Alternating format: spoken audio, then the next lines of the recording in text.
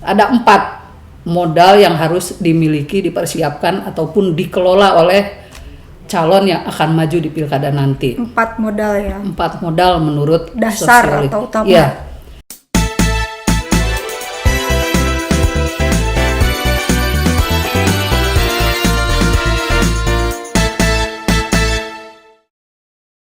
Halo pemilih cerdas, kembali lagi bersama saya Yunik, podcaster KPU Kota Banjar. Kita sudah di episode ketiga. Untuk Pilkada 2020 kita beririsan dengan tahapan dana kampanye. Kenapa dana kampanye ini krusial dan penting untuk kita diskusikan? Ini kaitannya dengan biaya politik untuk mencalonkan diri jadi calon wali kota, terutamanya nanti di Banjar ya. Jadi seberapa mahalkah modal yang harus dikeluarkan untuk calon wali kota Banjar? Nanti kita akan diskusikan bersama narasumber saya, Ibu Eri Hedriati, Ketua Divisi Hukum dan Pengawasan KPU Kota Banjar. Tapi sebelum itu saya ingatkan lagi, saya umumkan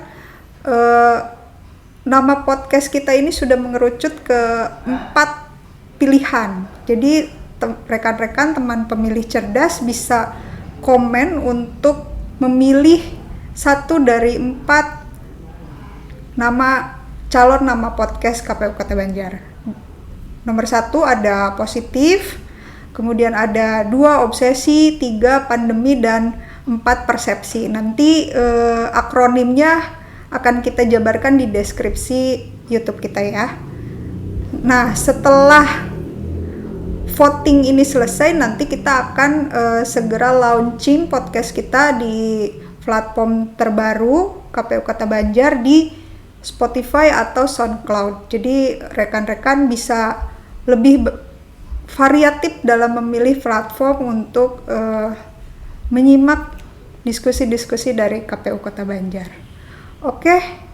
Selanjutnya pertanyaan pertama mungkin Bu Eri. Assalamualaikum warahmatullahi wabarakatuh. Waalaikumsalam warahmatullahi wabarakatuh. Sampurasun. Rampes.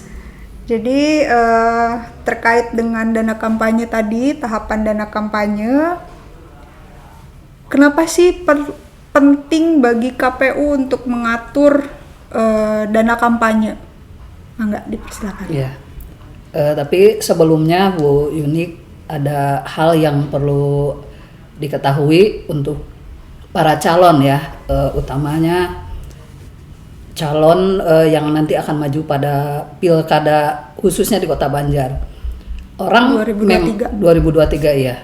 Rata-rata orang itu lebih fokus kepada masalah modal tadi yang dikatakan oleh Bu Yunik itu modal finansial ya kalau berurusannya dengan dana kampanye. Sebelumnya saya akan sedikit mengingatkan bahwa yang diperlukan oleh kandidat calon yang akan maju di pilkada nanti itu sebetulnya tidak hanya modal finansial saja. Ada modal lain ada modal-modal lain yang tidak kalah penting. Bahkan kalau menurut saya itu saling mendukung antara modal satu dengan lainnya. Saya di sini akan mengambil pendapat dari seorang ahli sosiolog dari Perancis. Ini mohon maaf kalau membacanya salah karena saya bukan orang Perancis dan saya juga belum pernah belajar bahasa Perancis. Itu Pierre Félix Bourdieu itu apa pelafalannya saya tidak tahu. Ada 4 modal yang harus dimiliki, dipersiapkan ataupun dikelola oleh calon yang akan maju di pilkada nanti. 4 modal ya. 4 modal menurut dasar atau utama. Ya.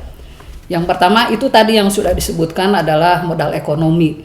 Orang kalau berbicara ekonomi tentu mengarahnya itu kepada uang, materi finansial. Sebetulnya kan tidak hanya itu, bahwa modal ekonomi itu ada yang dinamakan alat produksi. Jadi singkatnya itu suatu sarana yang sangat mudah digunakan untuk segala tujuan memenangkan pemilihan. Itu salah modal satunya ekonomi. Yang kedua itu modal budaya. Nah, ini apa yang dinamakan dengan modal budaya itu? Keseluruhan kualifikasi intelektual yang bisa diperoleh melalui pendidikan formal ataupun informal. Selain itu juga yang melekat di melekat calon di berarti. diri calon itu sendiri. Tidak kalah penting masih di dalam modal budaya itu adalah kemampuan untuk tampil di muka umum. Selain public speaking, tentu juga hal-hal lain yang dibutuhkan untuk tampil di muka umum. Yang ketiga itu modal sosial. Di sini dikatakan adalah jaringan hubungan sebagai sumber daya yang dibutuhkan untuk mendapatkan kedudukan sosial di dalam masyarakat. Ada sangat penting itu modal sosial di sini adalah salah satunya fungsinya itu sebagai conflict solving.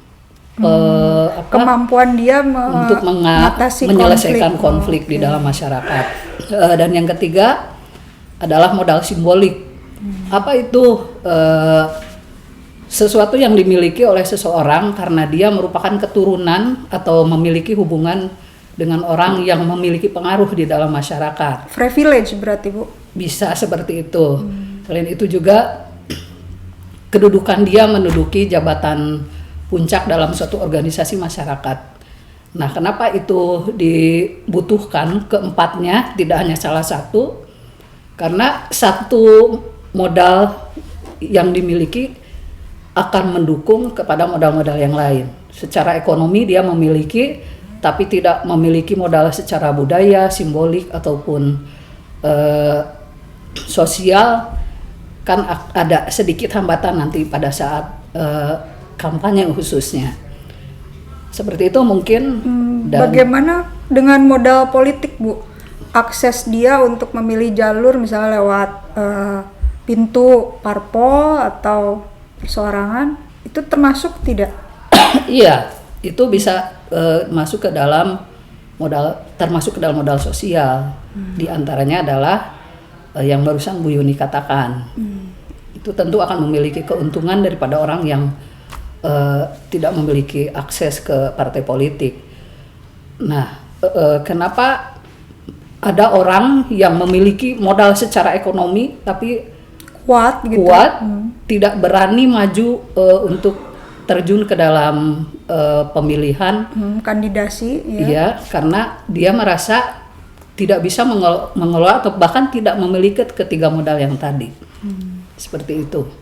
Jadi mutlak harus ada keempat modal tadi ya. Iya. Terus yang perlu juga kita amati bahwa siapa saja orang yang bisa mengelola atau memiliki modal-modal tersebut dan bisa mencapai tujuan. Kalau kita lihat sih tentunya orang yang memiliki jam terbang tinggi dalam hal percaturan dunia politik tadi. Pengalaman. Misal petahana seperti itu kan lebih diuntungkan pada saat maju di dalam pemilihan. Seperti itu. Oke. Jadi sulit tidak untuk orang biasa mencalonkan diri jadi wali kota di Kota Banjar? Di Kota Banjar selama ini sudah berapa kali pemilihan, kita sudah tahu siapa yang menjadi pemenangnya dan siapa yang menjadi kandidat. Yang diuntungkan seperti yang saya bicarakan tadi adalah petahana. Kita lihat yang menjadi pemenang atau memenangkan pemilihan adalah pimpinan partai politik, juga memiliki pengaruh dengan orang yang sebelumnya menjabat juga. Jadi artinya bisa disimpulkan kalau di Kota Banjar untuk yang non petahana itu akan sulit menembus itu ya? Sepertinya karena, begitu. Dan hal ini bisa terjawab untuk pemilihan kepala daerah periode yang akan datang. Karena kebetulan juga masa jabatan wali kota yang sekarang itu kan sudah 2 periode, dan ini sangat terbuka untuk masyarakat Kota Banjar mencalonkan menjadi pilkada pengganti yang sekarang ini. Nah, jadi 2023 ini kesempatan untuk non petahana membuktikan bahwa terbuka pencalonan untuk calon wali kota Banjar ya. Iya. Tadi yang pertanyaan dana kampanye. Oke, iya, itu belum dijawab ya, Bu. Iya. Orang tentu akan apa ya kalau bahasa Sundanya mah daya kawani pangintennya, karena tidak memiliki modal uang utamanya di sini. Tidak percaya diri. Tidak percaya diri, jadi keeng lah untuk maju ke dalam percaturan pemilihan kepala daerah nanti. Karena anggapan orang seperti tadi kata Bu Yuni katakan itu high cost atau memiliki biaya tinggi. Tentunya memang bisa kita lihat untuk mencalonkan diri saja kan ada persyaratan administrasi apa yang harus disiapkan. Misal SKCK, surat keterangan-keterangan lain dari institusi seperti pengadilan negeri yang bebas pidana 5 tahun, dan juga hal-hal yang lain itu juga kan membutuhkan biaya. Dan mungkin yang dikatakan high cost di sini adalah biaya untuk kampanye. Apalagi orang tersebut orang biasa yang kurang populer di masyarakat, utamanya di Kota Banjar. Tentu membutuhkan biaya untuk dia mempublish agar masyarakat umum itu mengetahui siapa dia. Itu kan untuk dana kampanyenya sangat dibutuhkan, sangat banyak, jauh lebih banyak dari orang yang sudah memiliki popularitas di tengah masyarakat. Selain itu juga kalau modal-modal untuk masalah kampanye di sini mengkampanyekan dirinya itu siapa, biasanya kan ada kaos semacam itu ataupun stiker yang bisa dibagikan atau kalender atau hal-hal lain, berapa yang dia butuhkan agar bisa disebar ke seluruh masyarakat di Kota Banjar agar mengenal siapa calon yang akan memimpin Kota Banjar periode berikutnya. Jadi cost terbesar itu di biaya kampanyenya ya? Iya. Itu kenapa KPU perlu mengatur dana kampanye tersebut ya Bu? Iya, perlu. Ada nggak batasan-batasannya Bu? Ada. Ini yang pilkada ya. Sebetulnya ada sumber dana untuk kampanye itu dari perorangan ataupun dari kelompok atau dari partai politik. Di sini dikatakan di PKPU 24 2018 dan juga ada perubahan di PKPU 34 2018. Ini tentang pemilu, pilkada ya. Pilkada 2017. PKPU 5 2017, maaf, tentang pilkada. Ada sumber dari perseorangan ataupun dari kelompok. Badan usaha ya. Iya, sumbangan juga itu tidak hanya melulu berbentuk uang, tapi bisa berupa barang. Ataupun juga bisa berupa jasa. Untuk nominalnya juga ada di ketentuan dibatasi. Kalau dari partai politik itu 750 juta dan dari perorangan itu 75 juta. Tentunya kalau melanggar dari ketentuan yang sudah diatur ini ada sanksinya tentu. Nah, jadi kalau ingin aman, ya main aman itu on the track ya disesuaikan dengan ketentuan yang sudah diatur. Jadi biayanya di mana? Bukan yang calon boleh menerima sumbangan untuk dana kampanye tadi kan ya dari parpol atau dari badan usaha maksimal 750 juta, kemudian dari perseorangan juga 75 juta. Itu kalau misalkan ada donatur 10 orang yang menyumbang, calon berarti tidak mengeluarkan biaya, Bu? Ya, harusnya juga memiliki modal. Cuman kalau dia modalnya minim kan bisa terbantu dengan adanya sumbangan-sumbangan dari pihak lain seperti itu.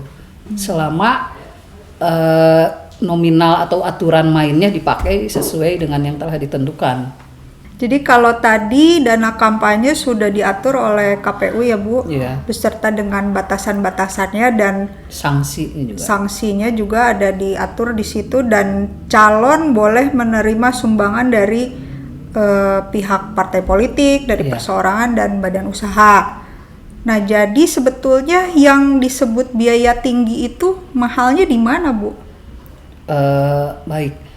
Kalau di Indonesia kan dikenal, misal pada saat sebelum pencalonan, apalagi dia kan biasanya tokoh masyarakat, suka meminta restu dari tokoh-tokoh agama atau dari masyarakat, handai tolan, kerabat, ya suka mengadakan semacam syukuran lah.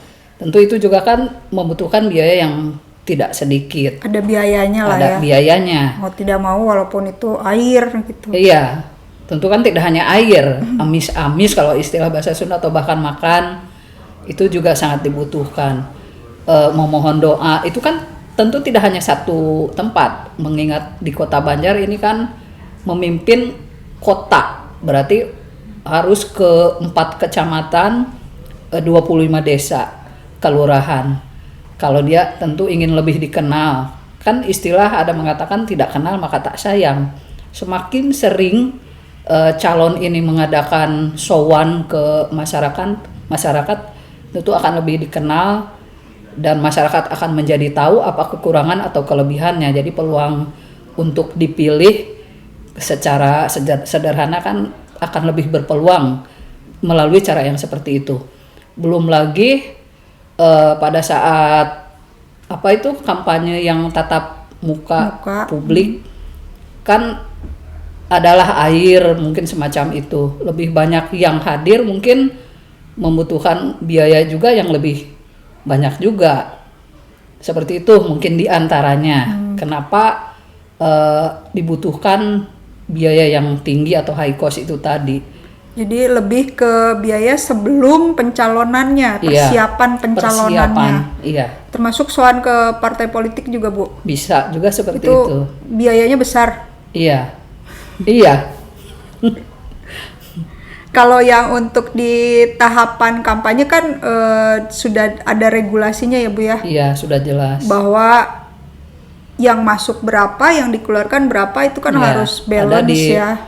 Laporan dana kampanye mulai dari LADK, LPSDK ataupun bahkan LPPDK. Nah, kalau yang selama masa pencalonan itu artinya tidak ada aturannya ya, Bu? Tidak mesti dilaporkan juga? Yang itu tidak. Tidak. Nah, kan sebetulnya juga deal-deal politik itu kan lebih banyak pada saat sebelum proses pencalonan ya. Iya.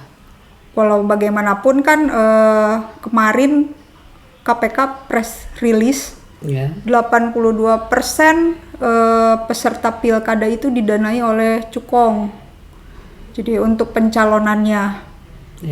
Dan itu menimbulkan korupsi kebijakan. Karena ada hutang budi politik yang harus dibayar wali kota terpilih atau bupati terpilih untuk mengembalikan donasi dari cukong-cukong itu. Gimana, Bu, pendapatnya? Kalau di Kota Banjar itu gimana? Kalau di Kota Banjar sampai sejauh ini berarti ini wali kota keempat, sebut saja yang keempat. Sampai sejauh ini kan tidak ada pemeriksaan khusus tentang itu. Kalau saya lihat masalah ini berarti mahar politik ya. Sebetulnya kan itu juga diatur di dalam undang-undang pemilu. Bagi siapa yang menerima ataupun yang memberi itu juga ada sanksinya kalau melanggar aturan yang telah ditentukan. Di sini calon wali kota sebelum mencalonkan ada deal-deal dengan para cukong. Nah, masalah ini tentu yang biasanya terkena dampak hukumnya. Sejauh mana itu melanggar ketentuan atau tidak? Biasanya seperti itu. Ada tidak antisipasi aturan atau apa dari KPU? Sebetulnya ada di KPU di sini Undang-Undang 8 2015 pasal 47 ayat 1. Di sini juga dikatakan partai politik atau gabungan partai politik dilarang menerima imbalan dalam bentuk apapun pada proses pencalonan gubernur, bupati dan wali kota. Dilarang di sini jelas disebutkan. Pada proses pencalonan Pada proses pencalonan. Karena kan tidak bisa naif juga, parpol butuh anggaran kan Iya. untuk kampanye Iya. calonnya nanti dan Iya. lain-lain gitu.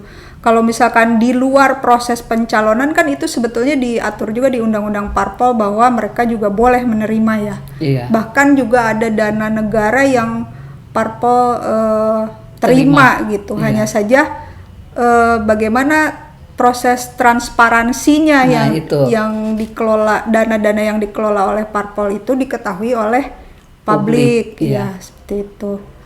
Jadi kalau untuk mahar politik itu jelas dilarang pada proses pencalonan. Pada proses pencalonan. Sanksinya juga di sini tegas pada pasal 47 ayat 5 bahwa dalam hal putusan pengadilan yang telah mempunyai kekuatan hukum tetap menyatakan setiap orang atau lembaga terbukti, ini kalau terbukti menerima imbalan pada proses pencalonan, maka penetapannya dibatalkan. Penetapannya bisa dibatalkan bahkan iya. ya. Tapi kan kadang-kadang itu sulit pembuktiannya ya Bu ya. Nah itu yang perlu kita tegaskan di sini tuh masalah law enforcement-nya. Apa upaya partai politik untuk meyakinkan bahwa dalam tubuh partai itu cukup transparan dan terbebas dari mahar politik? Upaya dari parpol berarti setiap keputusan itu harus dipublish atau disampaikan secara terbuka. Misal dari keputusan parpol yang tadi sifatnya sentralistik itu ya harus disampaikan hingga ke lapisan terbawah seperti itu. Jadi tidak ada sangka atau apapun lah istilahnya, ada hal-hal tersembunyi gitu. Jadi kenapa parpol memilih calon A dibanding calon B itu juga harus diungkap ya? Tentunya juga harus seperti itu. Pertimbangannya atau apa? Iya, yang bisa diterima oleh seluruh lapis, publik. Dengan begitu, dengan kepercayaan terhadap partai politik juga pasti proses pemilu akan lebih baik dan lebih benar di berjalannya ya. Iya harus seperti itu. Karena justru peran parpol di sini itu yang lebih utama. Bagaimana menekankan kadernya ataupun siapapun yang ada di dalam partai politik untuk tetap integritas, tetap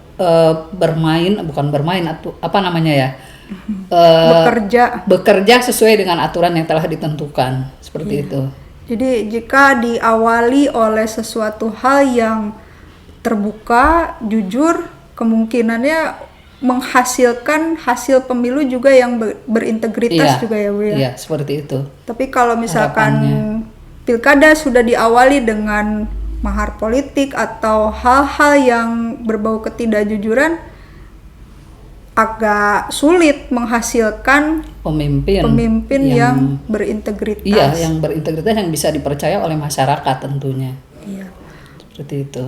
Padahal kita juga tahu kemarin di KPK juga menyatakan bahwa pemilu yang benar yang menghasilkan pemimpin yang berintegritas itu sudah menjalankan setengah dari pekerjaan KPK itu sendiri. Jadi tugas kita bersama ya Bu ya? Iya, harus. Dalam rangka upaya demokratisasi partai politik dan pendidikan pemilih. Baik Bu, ada lagi yang mau disampaikan? Himbauan mungkin ya. Jadi kepada calon atau para peminat di Kota Banjar yang ingin memimpin Kota Banjar di periode yang akan datang, pertama persiapkan modal politik seperti yang tadi sudah saya utarakan, dan juga tetaplah bekerja berintegritas dan tidak berbuat curang, tetap sesuai dengan aturan yang telah ditentukan. Demikian. Ya, baik. Terima kasih Bu Eri. Ya, sama-sama. Sekian dulu Pemilih Cerdas. Sampai jumpa di podcast kita episode 4. Masih tentang kampanye dan kampanye digital. Salam. Assalamualaikum.